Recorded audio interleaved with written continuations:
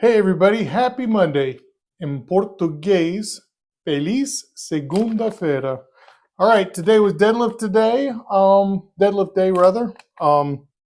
Switch things up a little bit, and I will talk about that in just a moment. For those of you keeping score at home, 3 sets of 5 at 150, then 2 sets of 200, 2 sets of 5 at 200, 1 set of 5 at 240, then 5 sets of 5 at 290. I have all 5 sets of 5 at 290 in one continuous stream that'll be following the preamble. So why that workout? Usually Mondays is a bit of an intensity workout, so I changed things up, right? Why? Well, I'm an adult. I get to do what I want. And this last weekend, I had a bit of a gout flare-up. Well, not a bit of, but a pretty bad gout flare-up. I felt it coming on Friday, and I'm pretty sure I mentioned that in Friday's video. That'd be 22nd of August, 2025. Here we are. It's the 25th of August, 2025. Yeah, I felt it coming on Friday, and I didn't do myself any favors. I worked out dehydrated. I was doing a lot of stuff that day. I didn't rest it afterwards. And then Friday night, I had clam chowder, which I'm an idiot. I should know better. But what I wanted to say about gout is that I'm thankful for gout. And that sounds ridiculous. It's a painful affliction. It sucks. It feels like a red hot nail's been shoved through my foot, especially when it's a bad flare up like it was this last weekend. And so this last weekend, right, not only did it flare up, but I was having to help my oldest daughter move into college for her junior year. So bunch of moving around, had to drive a few hours, just everything you don't want to do when you have gout. You want to elevate your foot, you want to rest it, you want to, move around gently as you can, try and get fluids flowing through it, that kind of, I got to do none of that. I was in a car, driving, then moving stuff in and out of buildings, going places, shopping, picking stuff up. The worst overall thing I could do. Today it's clearing up, and it's because I'm back home, drinking a lot of water, doing a lot better job resting it, trying to keep my foot elevated here and there, stuff like that. But coming back to that, why am I thankful for gout? So about a year ago this time, because it was a year ago Labor Day weekend last year, it was at sea. I was at sea doing work stuff. I was out on a mud boat, what they call mud boat, 150-foot mud boat. These are not luxury cruise vessels. They are work vessels. It is like the F-150 work truck of the sea. And so I was out there for 11 days. I was at sea.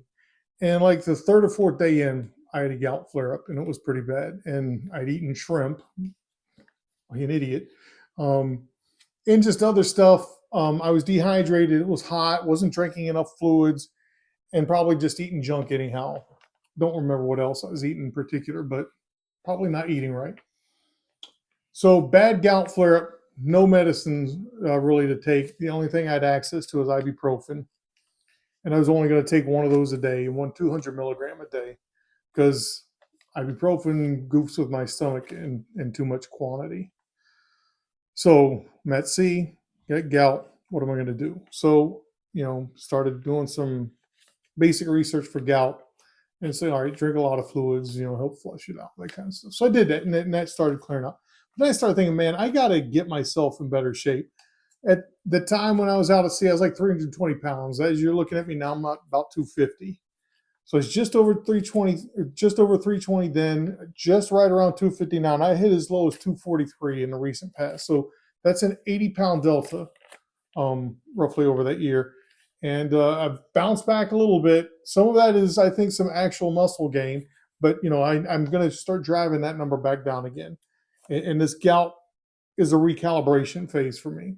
So going back to last summer, I'm going to try and keep this quick because this is the second take. The last video was 15 minutes long. I don't want this to be 15 minutes. So anyhow, I was out at sea, got to get my act together. What am I going to do? So I started thinking, about the GLP type drugs, Ozempic, that kind of stuff. I'm like, can I achieve what those medicines achieve without using them? Can I control my hunger? Can I improve my diet? Can I do the things that these drugs are helping people do without the drugs? Because they're expensive, plus there are side effects. So I set forth to say, I've got to get myself together. I've got family and friends I want to be there for. I was at that point going to turn 50. I'm now over, I'm 50 now. But what is it I got to do to improve my quality of life? So I started doing those things. And that led me to start losing a lot of weight. In fact, a ton of weight at the beginning. I probably lost like 20 pounds in a month because that's the easy stuff. And I've been able to sustain that pretty well. Again, I bounced it up a little bit here recently because, we've been, the daughter's going back to school. We've been eating out too much and having desserts and stuff. I got to get back on track. And that is what gout is allowing me to do. It sucks. It's painful, but it is not life-threatening for me yet. It is crippling pain sometimes, but it's a recalibration phase. I'm not on any other medications. I'm on blood pressure meds, I'm on sugar meds, none of that kind of stuff, thankfully. But this gout reminds me that I've got to do better. I've got to control my sugar intakes. I got to watch my triglycerides. I got to keep myself hydrated. I got to eat healthy. I've got to all those things. And now it's helping me focus on controlling my weight. I've had gout for 15 or so years. But now I'm finally really starting to pay attention and use gout weirdly to my advantage. I've had it. Sometimes I'll feel it, like a tingle, and I'm like, okay, drink some water, make sure the diet's clean. These last couple of weeks, again, a little bit debaucherous in terms of diet. So I've got to get myself back on track. This burning hot nail through my foot sensation is the reminder I've got to do better. So what am I going to do? I'm going to try and drive towards another weight goal. I would like to hit 100 kilograms, 220 pounds. I don't know how possible that is. It's going to be hard. I got a lot of fat that's just stubborn. I've got a lot of loose skin that's just hanging around now. But anyhow, I am thankful. I'm thankful that I have this affliction because it has made me pay attention to my own health, but it hasn't crippled me severely. I don't have diabetes. I'm not on insulin drugs. I'm not on permanent medication.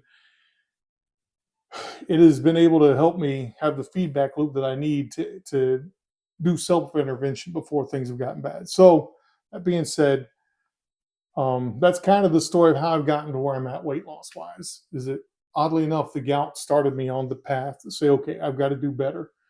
And but don't let that be the case for all of you out there, whoever's watching. You don't need to have gout to know you need to do better.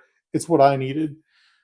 Everyone else can achieve the same things without having this painful affliction, but it was what I needed to kind of push me over the edge and mentally focus. And now it's helping me mentally refocus and maybe hit that next goal. So with that, I had a good workout today, got my accessories in, got a block in, did those 5 sets of 5 at 290 in about 5 minutes, feeling good overall. And, hope everyone out there has a great week, you achieve all your goals, and, like, subscribe, drop comments if you got questions. Anyhow, thanks for stopping by. Peace.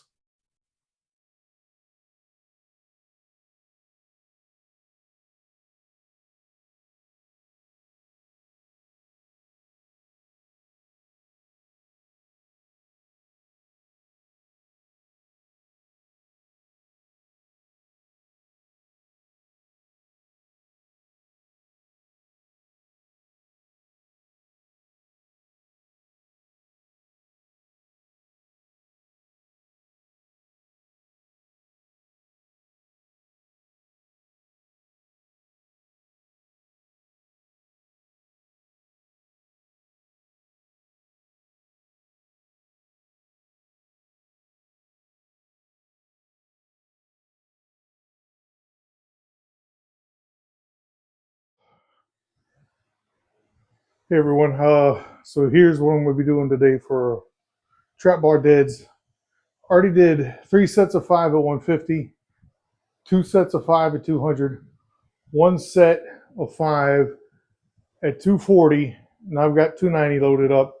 dealing with some gout. That'll be talked about in preamble, but keeping the intensity low, just trying to get blood flowing through my lower body, getting everything warm, lots and lots of heat moving through.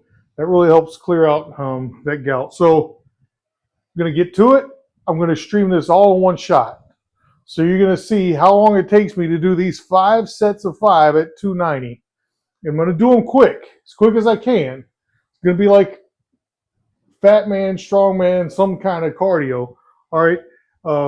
It's not going to be exciting, but I'm going to try and get it done as quick as possible. Just because I think that's the way to do it today. Get everything kind of loosened up, get things hot, and just keep them going.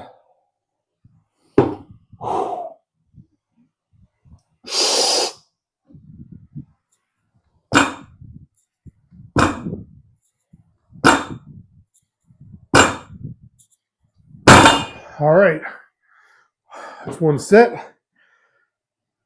Give myself a little bit of a pause.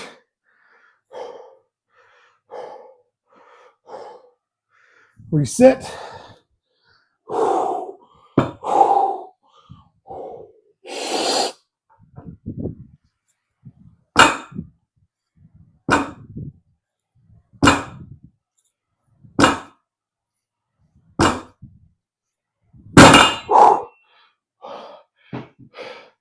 All right,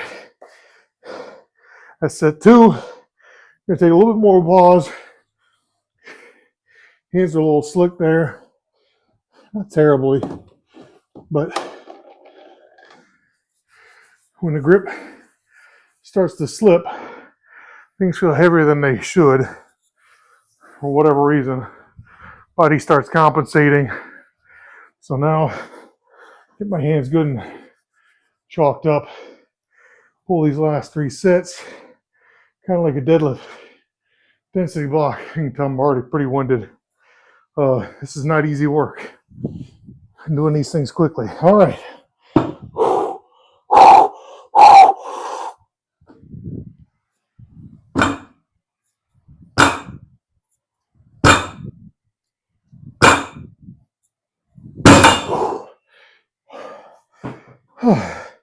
All right, set 3 done. What a difference those dry hands make. Sometimes just during the warm-ups, whatever, scratching your head, rubbing your face, whatever, you pick up oils on your hands. Once those oils are on your hands, they transfer to the barbell really quickly, especially with this knurling being kind of shallow. I got to get chalk on relatively quick, or else I just don't want to be fighting those grip issues. All right, let's do set 4.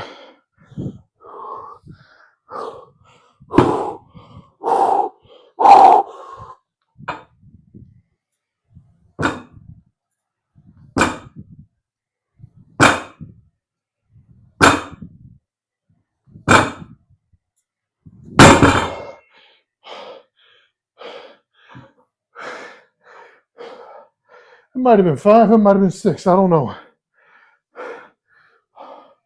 Again, when I'm doing the kind of touch and go situation there, sometimes I get lost counting bounces instead of counting reps. So goofs with my enumeration scheme, as it were. All right, man, got a good heart rate going right now. As you can tell from my breathing, cardiovascular system is up and running. Even during the warm-ups, starting to slowly ramp up, but doing this kind of hit approach to deadlifts, I'm not saying it's a replacement for cardio, but I'm saying it's good cardio stimulus for fun. All right, last set.